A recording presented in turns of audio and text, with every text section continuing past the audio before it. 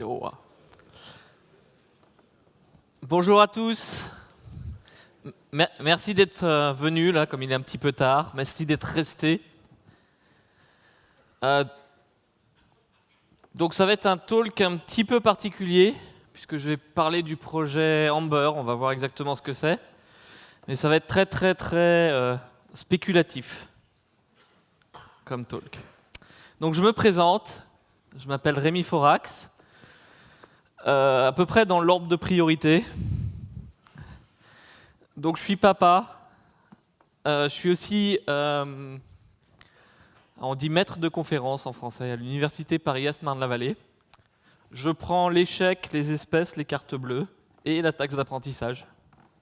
Je suis aussi développeur pour un certain nombre de projets, des projets connus ou pas connus. Donc l'OpenJDK, je pense que vous savez à peu près ce que c'est. Asm, qui est un outil pour générer du bytecode. Alors vous ne savez pas ce que c'est, mais je sais que vous l'avez en prod. Parce que quasiment tous les serveurs d'application, tous les gens qui bidouillent du bytecode ont ça. Je développe un outil qui va remplacer Maven, qui s'appelle Pro, mais je suis le seul à l'utiliser. C'est pas vrai, il y a un Allemand là qui m'a remonté des bugs. On est deux. Et donc sinon, je suis expert pour le JCP. Donc c'est moi qui ai fait partie des gens qui ont créé une Invoke dynamique. Vous savez, l'instruction qui a été rajoutée dans Java 7, qui sert à rien. Mais ça nous a permis d'implémenter les lambdas, parce qu'en fait, les lambdas utilisent Invoke dynamique. Donc dans la version 8. La version 8, c'est un petit peu compliqué. Parce que Invoke dynamique, comme c'est des trucs qu'on met dans la VM, ça intéresse personne. Puis c'était le moment où Sun est mort. Donc ça intéressait vraiment personne, il n'y avait même plus de chef. C'était assez cool. Voilà, pour les lambdas, il y avait quand même pas mal de gens qui voulaient les lambdas, et ainsi de suite. On était plutôt une vingtaine par groupe, et une vingtaine pour créer les lambdas, et une vingtaine pour changer Java utile, en fait. Donc voilà, c'est juste ma petite contribution, c'est pas grand-chose. Et donc récemment, j'ai fait partie aussi du groupe d'experts. Alors je dis j'ai fait parce que c'est au passé, sur les modules. Donc comme je vous disais, je vais vous raconter que des conneries. Pas en le faisant exprès. C'est pas des conneries que je sais que c'est des conneries. C'est juste, je vais vous donner un état de là où on en est. Donc forcément, ça sera des conneries, puisque quand on parle de ce qui va se passer dans le futur, on ne sait pas vraiment ce qui va se passer dans le futur. Donc voilà, Java 9, c'est fini. Enfin, au moins pour moi. Il reste quelques petits trucs qui traînent, comme d'habitude, mais globalement, c'est fini. Je ne sais pas si vous avez déjà entendu parler du projet Valhalla. C'est là où on veut aller. C'est la cité où reposent les guerriers une fois qu'ils sont morts au combat. Le projet s'appelle vraiment comme ça dans l'OpenJDK. C'est le projet le plus ambitieux, bien plus ambitieux que les lambda, bien plus ambitieux que les generics. Je pense que ça sera le projet le plus ambitieux. C'est pas Java 9 qui va peut-être tuer Java, c'est Valhalla. On veut ajouter 2 features dedans. Une s'appelle les value types et l'autre, on veut changer les generics. Bien. Alors, qu'est-ce qui ne va pas avec les objets actuellement ? À chaque fois qu'on a un objet en Java, on a un header, on a un en-tête de cet objet-là. Et l'en-tête, c'est 64 bits. Donc même si je crée un objet qui est vide, j'ai déjà 64 bits qui servent juste à savoir quelle est la classe, à pouvoir faire un synchronize dessus. D'accord ? Et tout un tas de choses comme ça. Le GC aussi. Il y a des flags spécifiques pour le GC pour savoir si on a déjà vu les objets. C'est aussi là qu'on stocke le hashcode, par exemple. Bon, c'est pas très grave, de toute façon, la RAM, ça coûte pas cher. Le problème, c'est quand on commence à avoir des tableaux d'objets. Si on a des tableaux d'objets, finalement, c'est des tableaux de référence sur des objets. Et là, on est un peu mort. Parce que sur les CPU actuels, je veux dire, ce n'était pas le problème en 95 quand Java a été créé.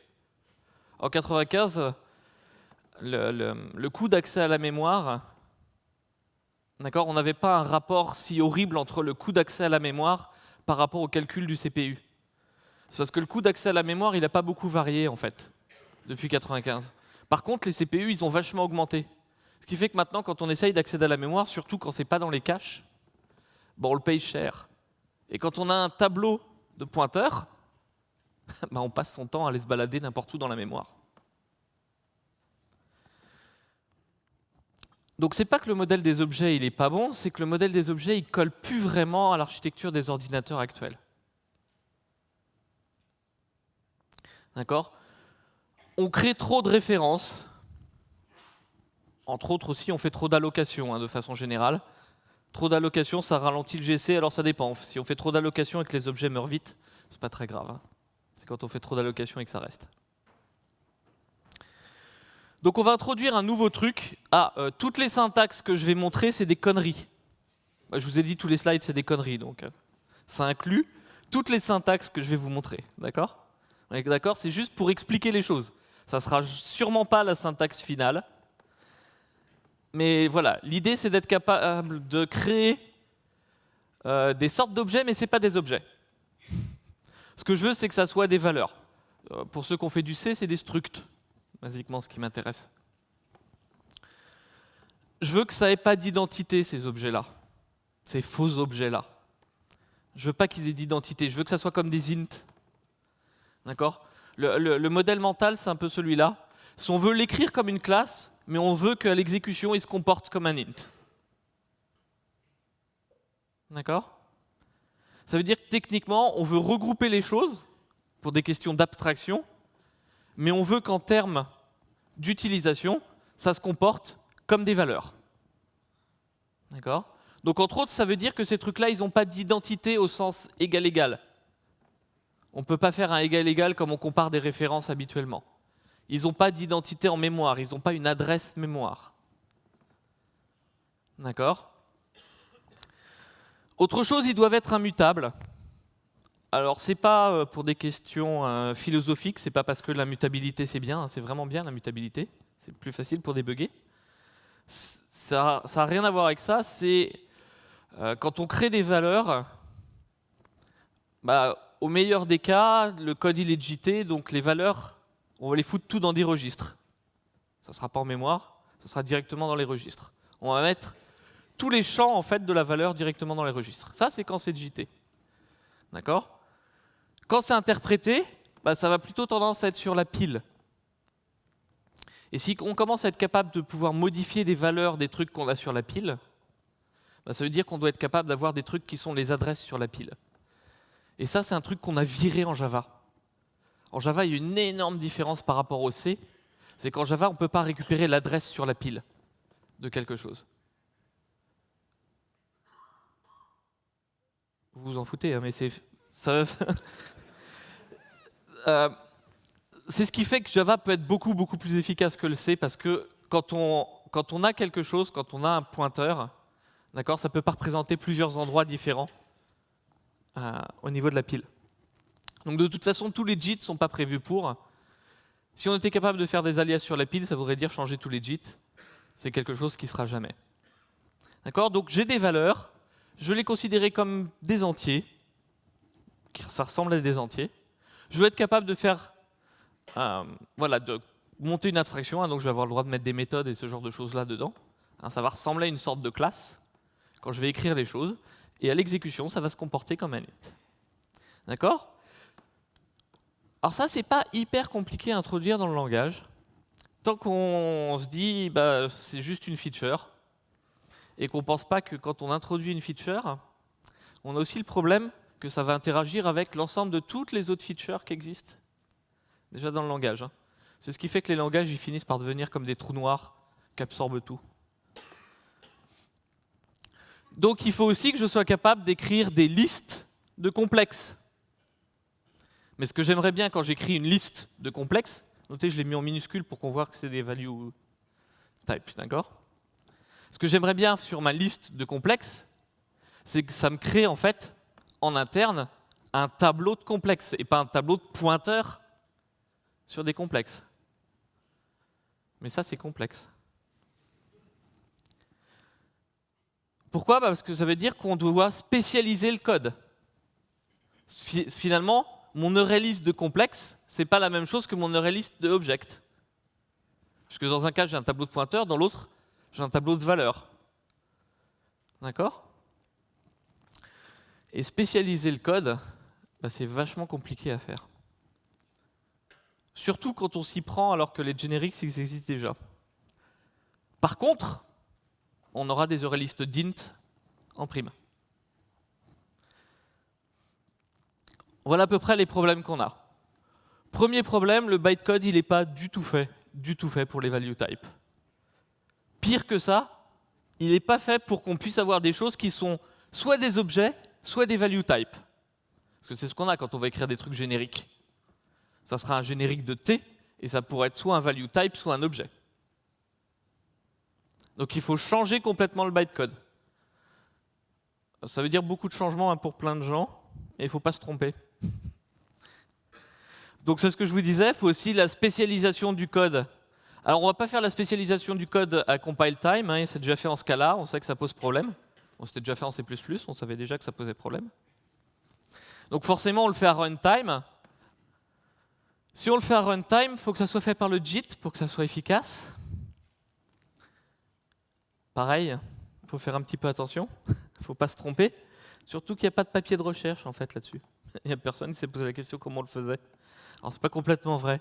Ils le font plus ou moins en C#, mais ouais, ça ne marche pas en Java, on ne peut pas le transposer. Autre chose, il faut garder le fait que les generics sur les objets, ils sont toujours érasés. Ça reste des generics sur des objets. Je veux toujours avoir une liste d'objets. Pourquoi ? Sinon je pète le code de tout le monde, tout simplement. Il y a bien un couillon qui ne met pas de chevron à un endroit dans le code. D'accord ? Bon, après, j'ai quelques légers problèmes de représentation qui sont liste de points d'interrogation. Pour l'instant, c'est forcément des objets. Puis on aimerait bien que liste de points d'interrogation, maintenant, ça devienne soit des objets, soit n'importe quoi, de façon compatible. Enfin bref, c'est pas facile. Autre projet qui a en cours. Ah, c'est des bonnes nouvelles, parce que celui-là, il marche bien. Donc, il s'appelle Panama. Panama, c'est le tunnel qui relie... Enfin, le tunnel, n'importe quoi. Le canal, d'accord, qui relie deux océans. Donc, c'est un peu l'idée ici. On veut qu'on puisse, de Java, pouvoir parler du C sans écrire du GNI. En fait, c'est assez con comme idée. Il suffit de dire, puisque le JIT il est capable de générer de l'assembleur, il suffit de demander au JIT qui génère le code qui va faire la liaison entre Java et le C. Donc en fait, il faut juste être capable de configurer le JIT pour lui dire voilà la gueule de ma structure en C, comme ça je vais pouvoir y accéder à travers une interface. Voilà quelle est la gueule de ma convention d'appel, parce qu'en C on a plein de conventions d'appel un peu différentes et ainsi de suite. Débrouille-toi pour générer le code. Et le pire, c'est que ça marche. D'accord ? L'autre chose qu'il y a dans Panama, qui est là un petit peu plus compliqué, c'est qu'on voudrait laisser aux développeurs la possibilité d'accéder aux instructions fun qu'il y a, là, qu'ils introduisent à chaque fois. Ce qui me permet d'avoir un nouveau portable, parce que je dis à ma fac, il faut absolument que je teste ces nouveaux opcodes qui existent. Voilà, donc on est capable d'adresser 512 bits d'un coup. D'accord, on a tout un tas d'opérations pour faire des plus ou des fois dessus. Actuellement, ce qui est fait, ce qui marche déjà, c'est de prendre des boucles sur les tableaux et d'utiliser justement ces instructions-là. D'accord, le JIT est capable de faire ça. Ça a été amélioré dans Java 9 d'ailleurs, si vous regardez. Mais par contre, si les choses ne sont pas dans des tableaux, si c'est dans des structures un petit peu particulières, un petit peu plus compliquées, on sait qu'on n'a pas de moyen automatique de le faire. Ça a été testé longtemps en C. Mais on voudrait laisser la possibilité quand même que des utilisateurs puissent accéder à ces instructions-là. Pour pouvoir avoir ce truc-là, il faut qu'on soit capable de définir c'est quoi un type primitif sur 128 bits, sur 256 bits ou 512 bits. Donc c'est un peu la même chose que les value types, Sauf que là, on est un peu sauvé, dans le sens où le nombre de trucs qu'on doit faire, il est limité, donc on peut les inclure dans le JDK. Donc on n'est pas obligé de supporter l'ensemble de tous les value types que vous allez m'écrire, on peut supporter que ceux du JDK. Donc c'est un peu plus facile. Et bien sûr, ça sera des appels de méthode, et pour la machine virtuelle, ça sera directement l'instruction assembleur correspondante. Donc voilà à peu près quel est le plan initial. Pour Java 10, on va inclure Panama, parce que Panama c'est bien avancé. D'accord? Ça devrait être bon. Pour Valhalla, c'est plus compliqué. Donc quand c'est compliqué, on laisse la possibilité, enfin on va pas introduire le truc directement en Java. Entre autres, on a plusieurs façons de représenter les value types, c'est assez compliqué.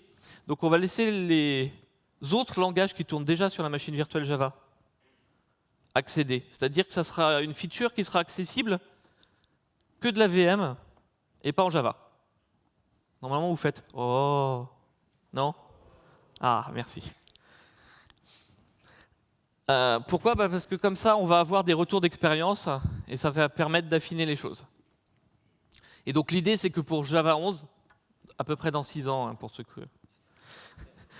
on aura effectivement les value types et la spécialisation des types paramétrés. Donc ça veut dire qu'on n'a pas de nouvelles features du langage pour Java 10. Ça, c'est hyper compliqué. Parce que personne ne va vouloir migrer à Java 9, on le sait déjà, ça pète tout.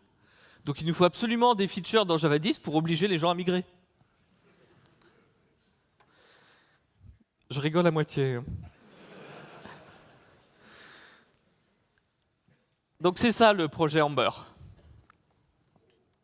Je ne sais pas si vous avez lu les bouquins. Ouais, vous êtes meilleur que moi. Moi, on me l'a dit, je ne savais pas ce que c'était. J'en ai acheté un depuis pour savoir quand même. Donc, c'est quoi l'idée du projet Amber? C'est d'essayer de rajouter un certain nombre de features qui, soit on sait qu'on devait les faire et puis on les a pas fait parce que manque de temps, manque de machin et ainsi de suite.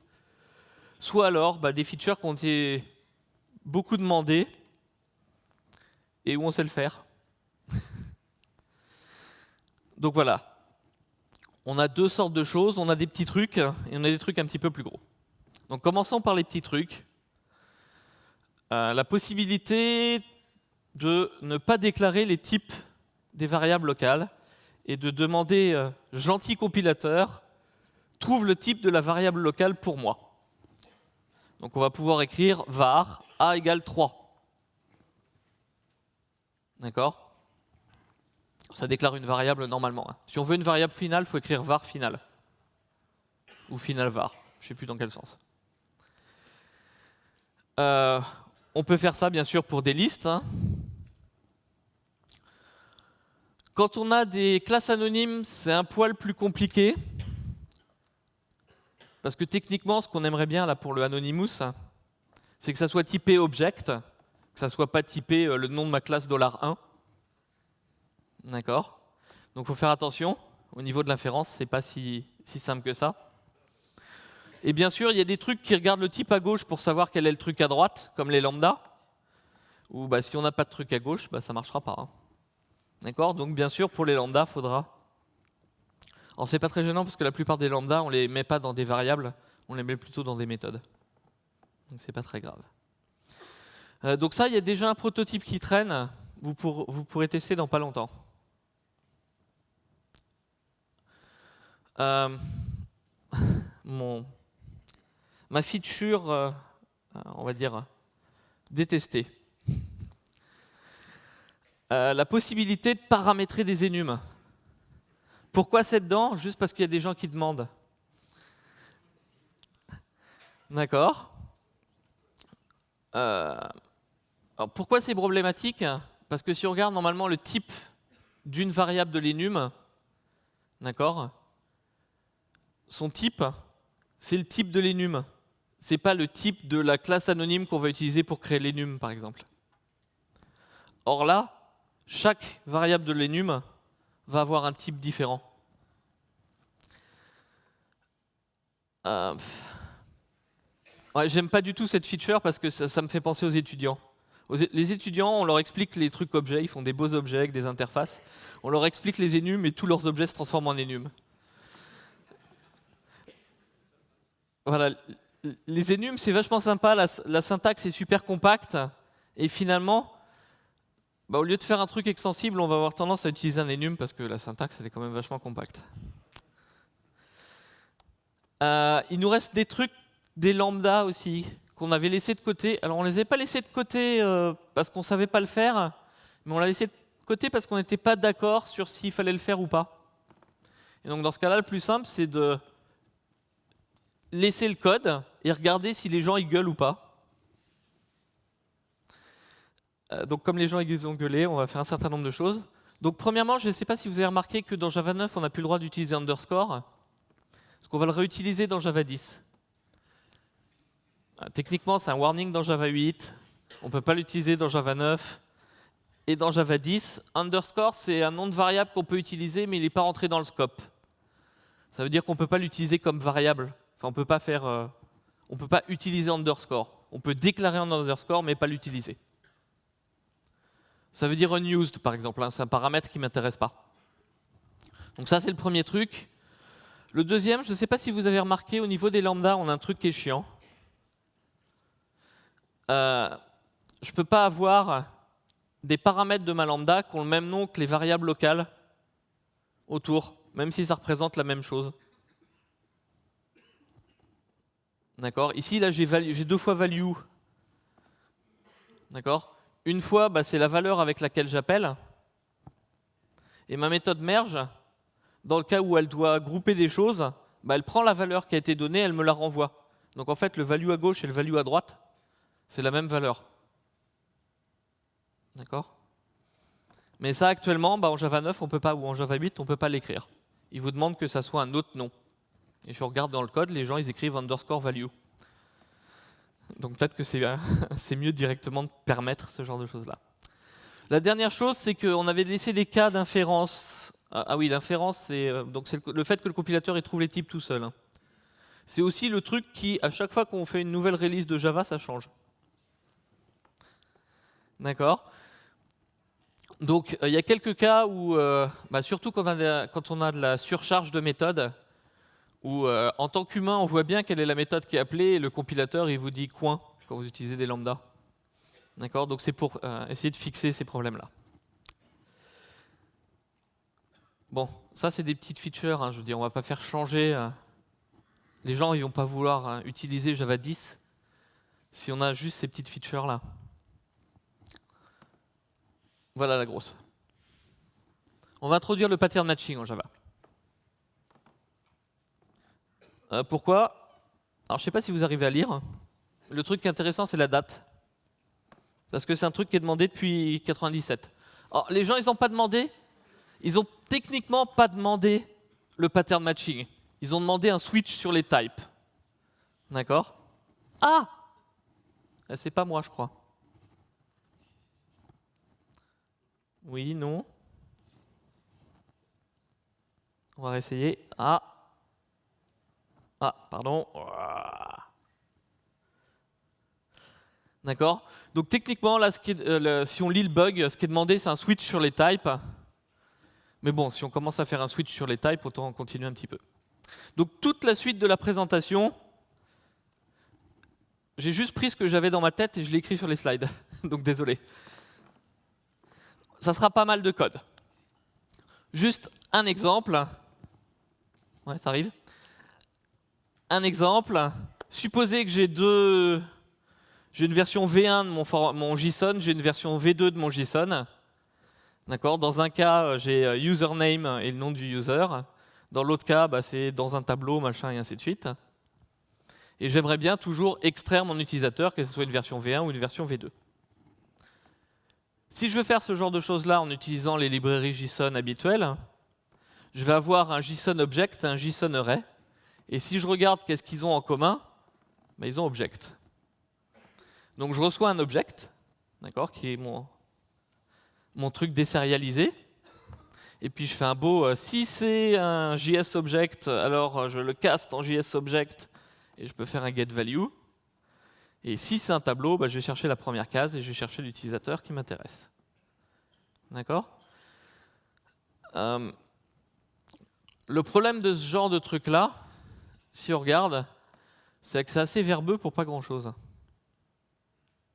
Quand on l'explique en français, on l'explique beaucoup plus facilement que le nombre de trucs qu'on va devoir taper. Principalement, un des problèmes qu'on voit, c'est que, par exemple, on dit un instance of JSON et puis après on recaste en JSON. C'est un peu idiot. Bon, allez, disons qu'on a des switches sur les types. On va commencer comme ça. D'accord ? Je crée des meilleurs switches, mais super switch, je peux faire des cases et le nom d'un type. Donc case JSON, case JSArray. Donc comme je vous disais, c'est pas super génial parce qu'on est quasi sûr que juste derrière, on va faire un cast. D'accord ? Donc on introduit une nouvelle variable. D'accord ? L'intérêt, c'est que dans ce cas-là, elle aura le bon type. Et donc dans ce cas-là, on évite le cast. Tout le monde est OK ? Bon, après, on a des breaks. Enfin, là, j'ai mis des returns, j'ai pas mis des breaks. Je vais vous faire un exemple avec des breaks. Techniquement, on préférerait que le switch, ça renvoie une expression, pas des instructions. Parce que quand on donne des instructions, on a des chances qu'on oublie qu'une des fois, il va falloir initialiser la variable et ce genre de choses-là. Donc mon switch, je le change un petit peu. Alors peut-être il s'appellera plus switch. Je vous ai dit, un syntaxe, ça sert à rien. C'est juste, finalement, mon switch, il va pouvoir me renvoyer une valeur. Je vais faire mon pattern matching sur des expressions et non plus sur des instructions, on dit en français. Alors bien sûr, je vais peut-être changer un poil la syntaxe. Je vais mettre des flèches. On a des flèches qui traînent. Ça fait penser à des lambdas. Vous arrivez à lire ? Ouais ? Je veux dire la syntaxe, c'est bon ? Bien. Pourquoi j'ai besoin d'un default ?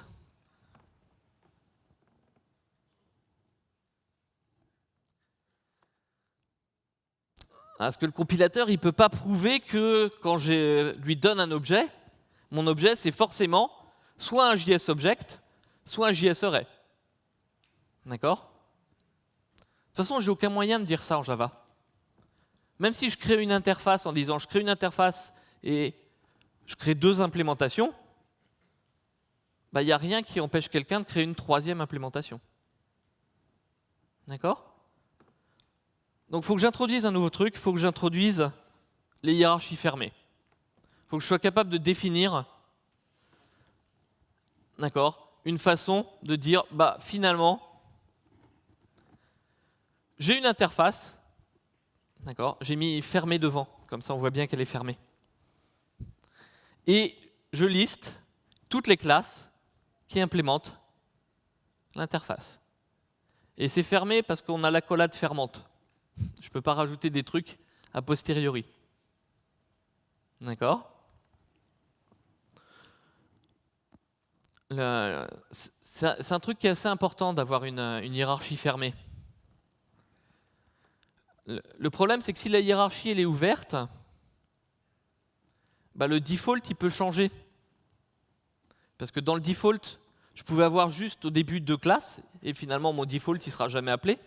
Puis quand j'en rajoute une troisième classe, finalement mon default il va être appelé avec la troisième classe. Plutôt que le compilateur me dise non, il manque un cas ici. Si on a des hiérarchies fermées, alors lors de l'exécution, la machine virtuelle elle peut dire tu as une hiérarchie fermée à 3 cas, mais tu es en train de me faire un switch sur 2 cas. D'accord ? Problème. Ça ne va pas marcher. Conceptuellement, j'ai jamais dit que ça sera dans Java, on est d'accord ? Mais c'est extrêmement important de dire, il y a certaines fois quand je manipule les choses, je sais le nombre de cas que je peux avoir, j'en aurai pas plus ou ça sera dans la V2. Et dans la V2, j'aimerais bien que quand je rajoute un nouveau cas, ça me dise tous les endroits où je dois changer dans le code. Tout le monde est OK avec ça? Ouais. En fait, il est trop tard, vous dormez. Bien. Donc j'ai aussi un mot-clé data là. C'est quoi le mot-clé data? Il y a certaines classes où finalement, le fait que ça soit une classe, ça ne m'intéresse pas tant que ça. Ce qui m'intéresse, c'est plutôt le regroupement des données que le fait que ça soit une classe en elle-même. D'accord? Donc si je pouvais définir une classe de données en disant juste data point et puis ça contient un x et un y, ça serait cool. Notez que je sais ce qui vous intéresse, hein, c'est le fait que ça prend 3 lignes. Enfin non, une ligne. Moi, c'est pas ça qui m'intéresse. Moi, ce qui m'intéresse, c'est quand je lis le truc, je fais « Ah ah, je sais que c'est des putains de data ». D'accord? Donc je suis capable, quand j'écris mon code, de dire la différence à la personne qui va relire le code. Ça, c'est une classe, c'est quelque chose qui est compliqué, ou ça, c'est juste des données. Parce que syntaxiquement, j'ai quelque chose dans le langage. D'accord? Alors bien sûr, si on veut que ça marche, il faut générer les equals, les hashcodes, les toString, peut-être les getters, on va voir un petit peu plus tard. Notez qu'on aura besoin de ce truc-là de toute façon pour les value type aussi. D'accord? À peu près la même chose. Bien. Maintenant, si j'ai des data classes, en fait, je n'ai pas uniquement défini que j'avais un champ X et un champ Y à l'intérieur. Regardez la façon dont je l'ai écrit. Je n'ai pas dit j'ai un champ X et j'ai un champ Y. J'ai dit ça contient un X et un Y. D'accord? C'est tout en haut. Ça veut dire qu'aussi au niveau de mon pattern matching, je peux utiliser, d'accord, le fait que ça contienne un X et un Y. Si je reprends mon cas de mon interface tout à l'heure, j'ai créé un data value en lui disant ça contient un int. J'ai créé un data add qui contient une expression left et une expression right. Je peux m'en servir pour faire le pattern matching, mais cette fois-ci en sortant, en extrayant les valeurs. Faire ce qu'on appelle du pattern matching déstructuré. D'accord? Notez, ça ressemble un peu à comme quand j'écris un constructeur, hein, au niveau de la syntaxe. Ça ressemble beaucoup. Mais c'est une sorte de déconstructeur, en fait.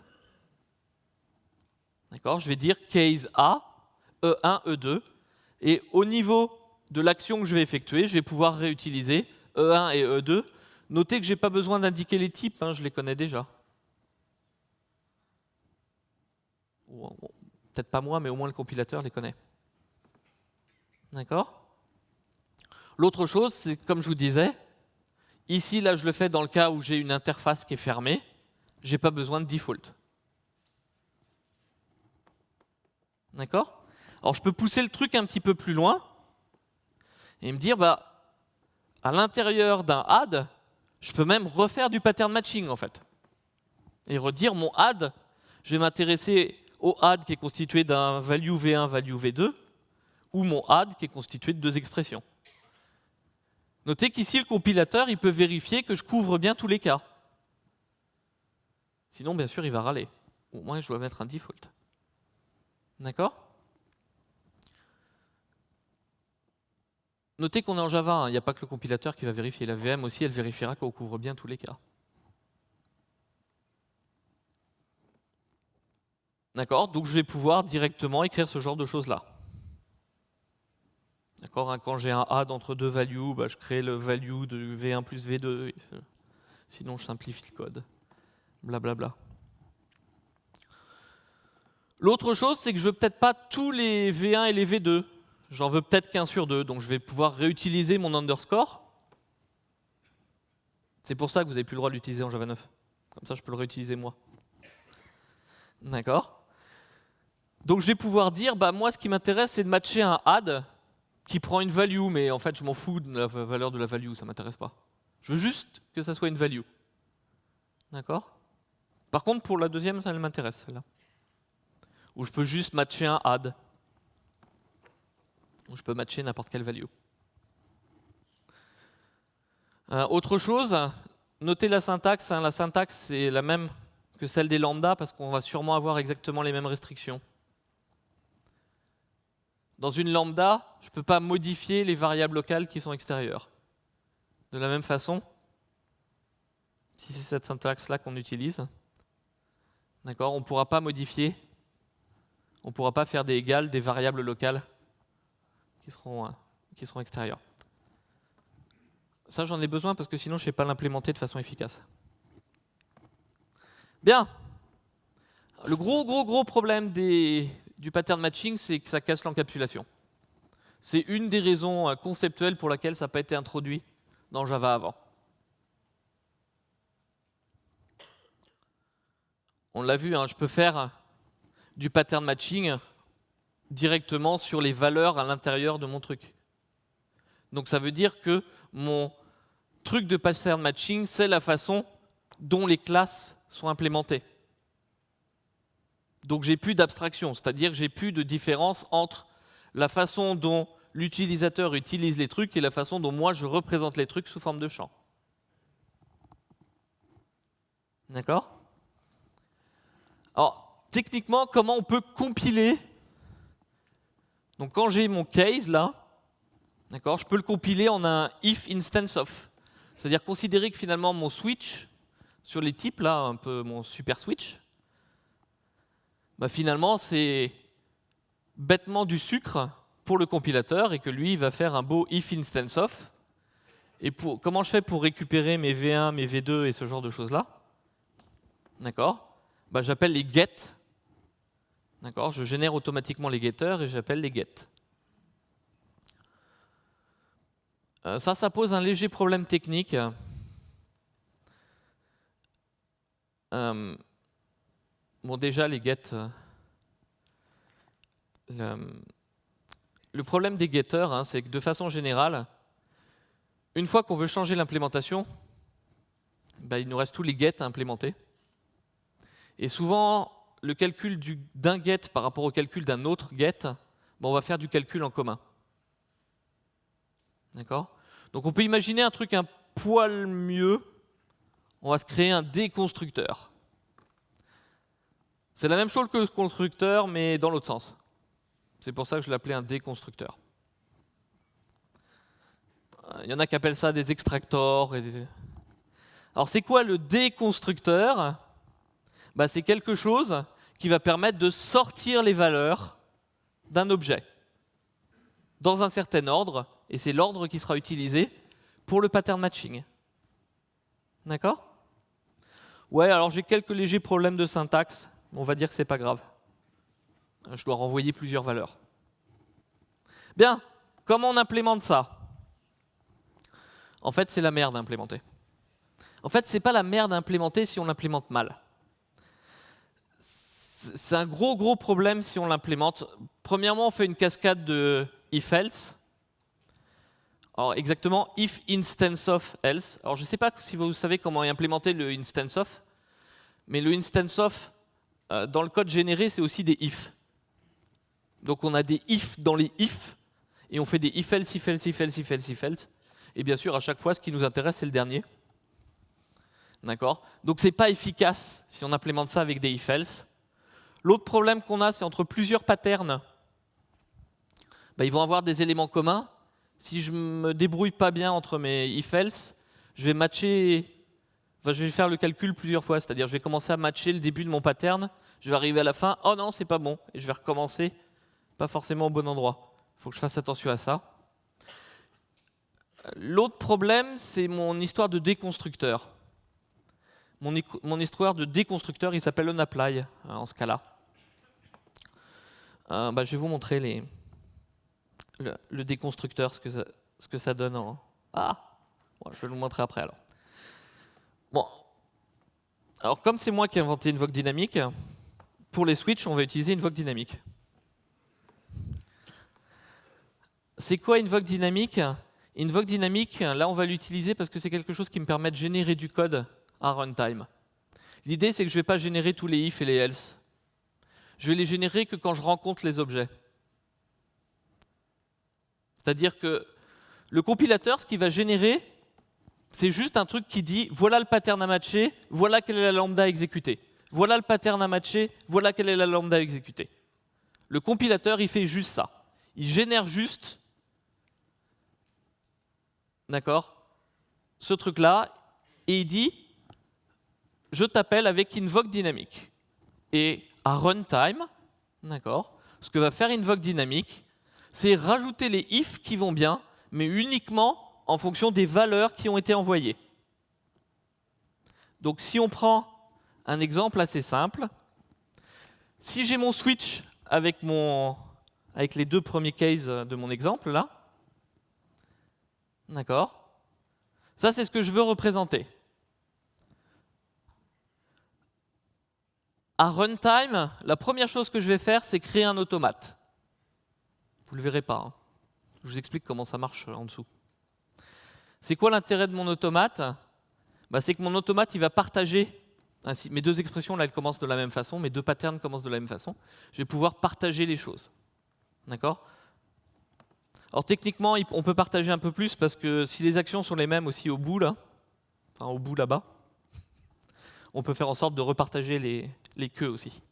C'est un automate un petit peu compliqué. Bon, il y a des papiers de recherche, hein, c'est pas moi qui ai inventé ce truc-là. L'intérêt, c'est par contre, qu'est-ce qu'on va faire à runtime après? En fait, la première fois, tant que le pattern matching n'est pas appelé, on ne fait rien. Et dès qu'on est appelé, par exemple, si je suis appelé avec l'arbre bleu là, à gauche, je vais créer les if correspondants et me permettant de matcher mon arbre.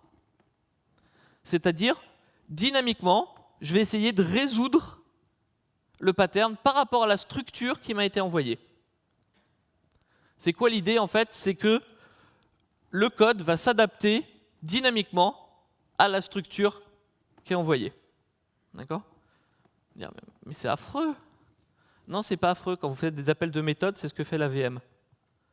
D'accord? C'est juste légèrement étendu. Mais c'est exactement la même idée.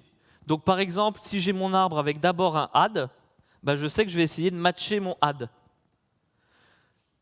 Notez qu'il y a une différence. Hein. Là, si vous regardez mon pattern, j'ai mis des i quelque chose. Parce que mon pattern, il peut utiliser des interfaces. Tandis que ce que je vais matcher à runtime, c'est des implémentations. D'accord? Donc là, je ne fais pas des instance of. Je regarde explicitement, est-ce que c'est vraiment cette classe-là? Est-ce que c'est vraiment un add? D'accord? Ce n'est pas un instance of, c'est est-ce que c'est vraiment un add? Ça va super vite. Hein. C'est getClass égale. D'accord? Supposez que je rajoute un deuxième. Cette fois, c'est un add avec deux values. Je vais reprendre mon code et je vais essayer de suivre. Est-ce que c'est le premier add? Ah oui, c'est un add. J'extrais les deux valeurs. Est-ce que ma valeur V1, c'est un add? Ah non. Ah, si ce n'en est pas un, il faut que je crée une nouvelle branche. D'accord? Je sais que c'est un value. Si l'autre c'est un value, alors je peux déclencher l'action 1. D'accord? Dynamiquement, on va créer le pattern. L'intérêt, c'est que je n'ai pas de instance of à cet endroit-là. Ça ira beaucoup plus vite. Je ne match que les trucs dont j'ai besoin, que les formes que je reconnais. Au pire des cas, si j'ai toutes les formes possibles, je me retombe sur mon if-else que j'avais initialement. D'accord? Donc au pire des cas, ce n'est pas plus lent que ce cas-là.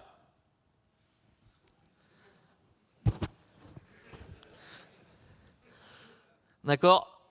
Techniquement, c'est faux, parce qu'on peut faire quelque chose. Si j'ai plusieurs if sur ces trucs-là, quand je commence à avoir beaucoup de if, puisque je suis à runtime, je peux dégager les if et mettre une table de hachage à la place. Ça ira plus vite. Alors techniquement, je perds l'inlining si je fais ça. D'accord? Mais c'est pas forcément grave. L'intérêt, c'est quoi? C'est que si je commence à avoir...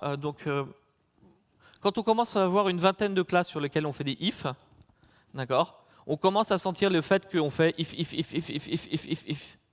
D'accord? C'est-à-dire que si on en rajoute une 21e, c'est de plus en plus lent.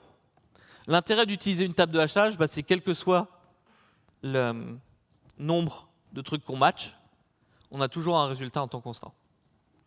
Par contre, le compilateur, il ne voit pas à travers la table de hachage. Donc on perd l'inlining. Bien. Juste, je n'ai pas fini sur Scala. Voilà comment écrit le déconstructeur en Scala. Ça renvoie un optional de tuple de machin. Ça veut dire qu'à chaque fois que je déconstruis quelque chose, j'alloue 2 objets. C'est une très très très très mauvaise propriété. Ça veut dire que quand je fais mon pattern matching, d'accord, dès que j'essaye de matcher un bout d'expression, à noter, c'est un bout, c'est même pas une ligne complète. Juste un bout du truc, un switch sur les types pour extraire les valeurs, d'accord, ça m'alloue 2 objets. Ça, c'est pire, en fait. L'idée principale, c'est au moins d'allouer un seul objet avec tout dedans.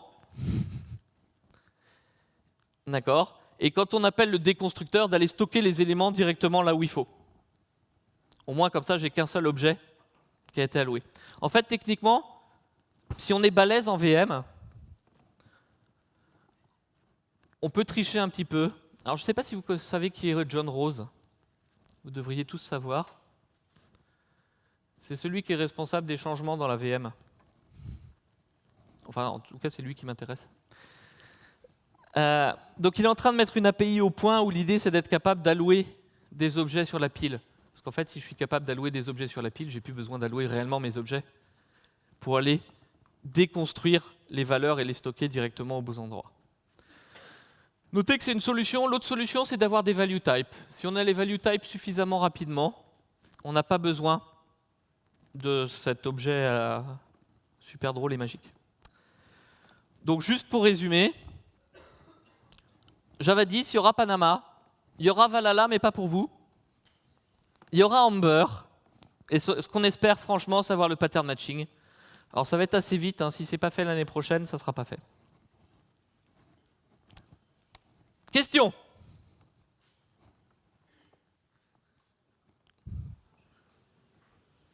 Oh. Pourquoi le default, ça ne sera pas une exception? Alors parce que tu veux que le default, ça soit une exception à runtime. C'est-à-dire si j'ai recompilé un bout de truc mais pas le reste, je veux que ça soit une exception à runtime. Mais par contre, quand je suis en train de compiler, je préfère qu'ils me disent du gland, t'as oublié un cas. Oui.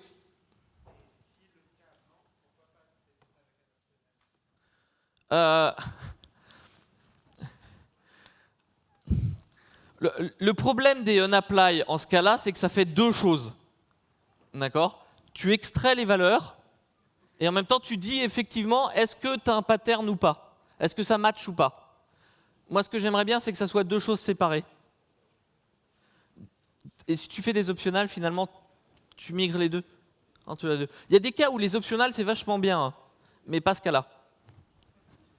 Je pense qu'on va arrêter là et que